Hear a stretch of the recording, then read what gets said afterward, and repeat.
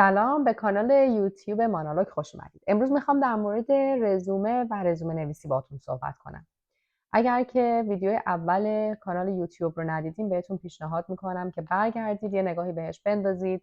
در اون ویدیو بیشتر راجع به طراحی یک مسیر شغلی بلند مدت و تجربه های خودم در 17 سالی که در امریکا بودم صحبت کردم و اینکه توی این بازاری که دائم داره نیازمندی های بازار تغییر میکنه ما همچنان چطور میتونیم روی مهارت‌هامون کار بکنیم که بتونیم یک مسیر طولانی مدت موفق برای خودمون داشته باشیم. بریم سراغ رزومه. در نوشتن رزومه 2 تا بخش رو در نظر بگیرید. یکی قسمت فرمت، قالب و اون چیدمان اطلاعات و سوابق کاریمون هست و اینکه یک قالبی رو داشته باشیم که به اندازه کافی ساده باشه که وقتی یک ریکروتر یا یک هایرینگ منیجر داره به رزومه ما نگاه میکنه، اگر مثلا اینترستد هست که بدون ما ادویکیشنمون چی هست بتونه سریع بره اون قسمت رو پیدا بکنه، یا اگر میخواد بدونه ما با چه سیستم هایی کار کردیم بتونه خیلی راحت این رو توی رزومه پیدا بکنه. پس اینکه ما رزومه رو با یک فرمت ساده بتونیم ارائه بدیم این خیلی کمک میکنه. حالا بیشتر توضیح میدم که توی یک رزومه قسمت هایی که میتونه وجود داشته باشه چه قسمت هایی هست. و بخش دوم اون قسمت کانتنت و محتوایی هستش که ما داریم توی رزوممون وارد میکنیم و بیشتر داریم در حقیقت شرح حال رو توضیح میدیم و پروژه هایی که کار کردیم و توانمندی ما توی اون پروژه ها و نقش های ما توی اون پروژه ها چه چیزهایی بوده که بتونه بیشتر به هایرینگ منیجر کمک بکنه که ما رو به عنوان اون کاندیدای اصلی انتخاب بکنه. خب در بخش فرمت اول رزومه و اون بالای رزومه رو با اسم و فامیل خودتون شروع بکنید و فونت اون اسم و فامیل رو سعی کنید بزرگ و بولد نگه دارید که این خیلی راحت بتونه توی ذهن کسی که داره شما رو استخدام میکنه یا ریکروتر باقی بمونه. مثلا اگر که بقیه رزومه رو داریم فونت 10 یا 11 استفاده میکنید میتونید فونت اسم رو 14 15 یا حتی بزرگتر انتخاب بکنید. زیر اسم و فامیلتون شماره تلفن، ایمیلی که به راحتی بتونن بهتون دسترسی داشته باشن و خود من لینک لینکدینم رو هم اونجا میذارم که اگر این شخص بخواد نگاه بکنه ببینه من چه پستایی رو لایک کردم یا چه مقاله هایی نوشتم یا اگر که کامنتی روی پستی گذاشتم بتونه اون رو توی لینکدین ببینه و در حقیقت یک نگاه کلی از اینکه من تو چه فضایی دارم توی لینکدین بازی میکنم دستش بیاد. پایین این مشخصات اولیه که وارد کردید این قسمت خیلی مهمه. بین 3 تا 5 تا کیورد رو یا کلمات کلیدی رو که مرتبط هست با سابقه کاریتون اونجا وارد کنید. اینجوری بهش فکر بکنید. اگر من از شما بپرسم توی این چندین و چند سالی که کار کردید خودتون رو با 3 یا 5 کلمه تشریح بکنید و توضیح بدید اون 5 تا کلمه چی میتونه باشه؟ برای بعضیا میبینید که توی کاری که هستن کاستمر سرویس خیلی خوبی داشتن. برای بعضیها پروژه هایی که کراس فانکشنال بوده، یعنی چند تا تیم باید با هم دیگه همکاری میکردن که بتونن یک پروژه بزرگتر رو دیلیور بکنن، اون قسمت هست که بیشتر مهارت دارن. برای بعضیا قسمت تکنیکال و انجینیرینگشون هست. شما نگاه بکنید ببینید که برای شما بین 3 تا 5 تا کلمه کلیدی چی میتونه باشه. اگر که میگید من نمیدونم این 3 تا 5 تا چی میتونه باشه، میتونید بعداً این قسمت رو پر بکنید. زمانی که قسمت شرح کارهایی رو که انجام دادین نوشتید، میتونید این رو توی چت جی بی تی کپی پیست بکنید و از چت جی بی تی بخواید که یک سری کیورد بهتون پیشنهاد بکنه. برای بعضیایی که ممکنه فکر کنن از اول هیچ ایده‌ای ندارن که از این همه تجربیاتی که دارن کدوم کیوردها رو میتونن انتخاب بکنن، چت جی بی تی میتونه تو این قسمت بهتون کمک بکنه.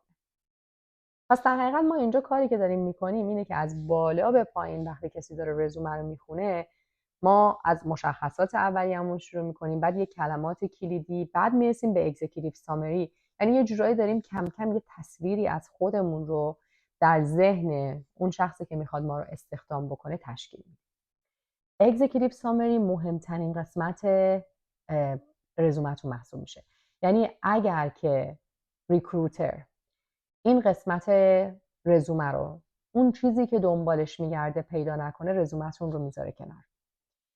خیلی دیگه مهم نیست که توی قسمت شرح کارتون چقدر با جزئیات توضیح دادین و چقدر کار عمیق کردین. اون قسمت پروفایل یه جورایی مثل پرایم ریل استیت بهش میگن. اون مهمترین بخشی از رزومتون محسوب میشه. معمولا بین 1 یا 2 تا پاراگراف میتونید اونجا اضافه بکنید. یه شرح کلی هست از کارهایی که در گذشته انجام دادیم. خیلی وارد جزئیات این که با چه سیستمی کار کردیم، روی چه پروژه هایی کار کردیم. این جزئیات رو میتونیم بعداً توی قسمتی که دارید هر کاری رو توضیح میدیم و هر رولی رو که داشتیم توضیح میدیم میتونید اضافه بکنید. اینجا بیشتر اون مهارت‌های نرم و سختی هستش که تونستین توی مسیر کاریتون کسب بکنید. مثلا در مورد کار من، کار تغییر تحولات سازمانی یه کاری بوده که من توی 10-11 سال گذشته خیلی روش تمرکز داشتم، تجربه کسب کردم و چون دلم میخواد که توی کارهای بعدی هم که دارم انجام میدم این قسمت پررنگ باشه، حتما این رو هایلایت میکنم. یعنی میگم کسی هستم که در قسمت چینج منیجمنت فعالیت داشتم، یا به دلیل اینکه توی شاخه تک بودم و بعد از شاخه تک کاملا تغییر مسیر شغلی دادم، وارد سپلای چین شدم. یک در حقیقت تجربه هایبریدی من بین این 2 تا تیم دارم که این میتونه خیلی استند اوت بکنه برای ریکروتر، خیلی مشخص باشه و منو از کاندیداهای دیگه متمایز بکنه. پس نگاه بکنید ببینید که برای شما چی میتونه باشه. مثلا فرض کنید شما دارین کار حسابداری میکنید، به کار فایننس میکنید، ولی کار فایننسی که شما دارین میکنید توی شاخه خیلی خاصه. یعنی مثلا شما فایننس دارین کار میکنید ولی در شاخه سلامت یا شاخه هلت کیر، یا دارین کار فایننس میکنید ولی در قسمت ادویکیشن. پس این اطلاعاتی هستش که شما میتونید توی قسمت اگزیکیتیو سامری یا خلاصه در رزومتون وارد بکنید. یه نکته اینجا توی پرانتز بگم، توی تجربه خودم چند بار با این موضوع برخورد کردم. ببینید، قبل از اینکه کسی که قرار شما رو هایر بکنه رزومه شما رو بخونه، ما اینجا یه میدلمن داریم، یه آدمی داریم که یه گروهی داریم این وسط که ما باید اول به اونها در حقیقت تجربیاتمون رو بفروشیم، اونها رو متقاعد بکنیم که ما کاندیدای مورد نظر هستیم قبل از اینکه رزومه ما بخواد بره و به دست هایرینگ منیجر برسه. یه جورایی اینا بهش میگیم گیت کیپر. حالا گیت کیپر یعنی چی؟ زمانی که کسی کنار در وای میسه، در رو میگیره، میگه چه کسانی از این در اجازه عبور دارن، چه کسانی اجازه عبور ندارن. نقش HR و ریکروترها در حقیقت اون گیت کیپره هست. به جای اینکه 50 تا رزومه رو به هایرینگ منیجر بفرستن، اینو شروع میکنن به فیلتر کردن. توی قسمت خلاصه و اگزیکیتیو سامری بعضی وقتا انقدر تکنیکال توضیح دادن که میبینی کسی که در HR هست تا یه حدی میدونه که برای چه کاری داره استخدام میکنه، ولی اگه خیلی دیگه کاری که داریم میکنیم تکنیکاله و توی اون قسمت سامری داریم تکنیکال توضیحش میدیم، اگر این فردی که توی HR هست متوجه نشه که شما چی نوشتید، نمیتونه شما رو پرزنت بکنه. پس ساده نویسی توی اون قسمت پروفایل خیلی مهمه. دیتیل رو بذاریم برای وقتی که دارید هر رولی رو با جزئیات توضیح میدید. معمولا اون قسمتی هستش که هایرینگ منیجر، یعنی کسی که در نهایت قراره که رئیس شما بشه، بهش خیلی توجه میکنه. حالا میرسیم به اون قسمت رزومه که جزئیات کارهای قبلیمون رو داریم شرح میدیم. خب چیزایی که مهم هست اینجا که باید بهش اضافه بکنیم، به رزوممون اضافه بکنیم، اسم کمپانی هست، سالها و ماهایی که برای اون کمپانی کار کردیم و تایتلمون چی بوده. و این 3 قسمت رو، این 3 تا در حقیقت اینفورمیشن رو میتونید به صورت بولد اضافه بکنید و زیر اون بین 3 تا 5 تا بولت پوینت اضافه بکنید که شرح کارتون رو بده.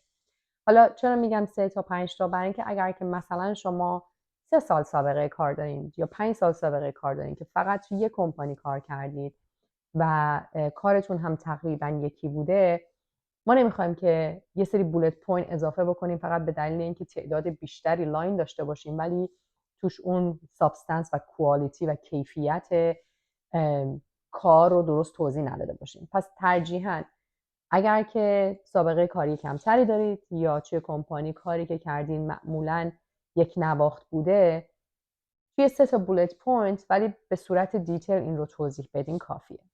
اگر برای کسانی که سابقه کاری بیشتری دارن، مثلا خود من حدود 21 ساله که دارم کار میکنم، سابقه کار ایرانم رو دارم و سابقه کار امریکا و توی این فاصله به دلیل تغییر شغلی که داشتم و اینکه توی هر کمپانی که بودم باز هم در تیم‌های مختلف کار کردم، اولین باری که چند سال پیش رزومه‌مو اومدم نوشتم متوجه شدم که چیزی حدود 4 صفحه میشه. خب خیلی زیاد بود.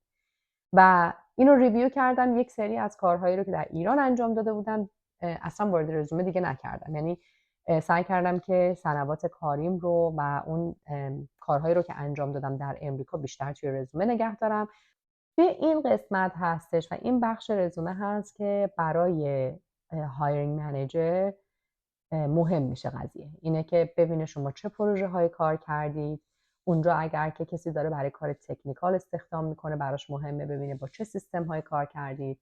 اگر کسی داره دنبال کسی میگرده که قبلا کار چینج منیجمنت تو کمپانی های بزرگ انجام داده باشه، میگرده اونجا که ببینه دقیقاً چه پروژه هایی کار شده، چقدر کمپانی بزرگ بوده، چند نفر به خاطر این تغییر سازمانی تحت تاثیر قرار گرفتن. پس این قسمت دیگه ریکروتر میخونه یه نگاهی بهش میندازه، ولی اون کسی که قرار سالهای دیتیل تر و تخصصی تر رو از شما بپرسه هایرینگ منیجر هست. این قسمت رو هم حتما میتونید از چت جی پی تی کمک بگیرید، ولی باز هم اینو تو پرانتز بگم که به عنوان کسی که توی چند سال گذشته تیم‌های خودم رو باید میساختم، جدیداً وقتی به یه سری رزومه ها برمیخورم خیلی مشخصه که شخص نرفته روی رزومش کار بکنه و از چت جی پی تی کمک بگیره. همه رو داده و چت جی پی تی اینو براش جنریت کرده. یعنی انقدر این نوشته به صورت درای یا خشک به قول معروف هست که مشخصه این رزومه اون کار اصلی روش انجام نشده. کسی که تجربه زیادی داره در زمینه استخدام افراد، حالا چه توی اچ آر داره کار میکنه چه به عنوان هایرینگ منیجر، خیلی راحت میتونه تشخیص بده که شما آیا رزومتون رو زمان گذاشتید و خودتون نوشتین و یه تصحیحاتی از چت جی پی تی بوده، یا اینکه بدونی که کار عمیق روی رزومتون کرده باشید همه رو سپردین به دست چت جی پی تی. توی قسمت تشریح کارهاتون سعی کنید که شروع جمله با اون دیلیوربلتون شروع بشه، یعنی چیزی که شما تحویل دادین، چیزی که شما انجام دادید، نه چگونگی انجام دادنش. برای اینکه اون چه که برای هایرینگ منیجر مهمه اینه که خروجی یا آوتکامی که شما توی کمپانی های قبلی ساختین چی بوده. مثلا اگر سیستم ایمپلمنت کردید، این رو به عنوان اولین جمله اضافه کنید. Implemented a system یا lead a change.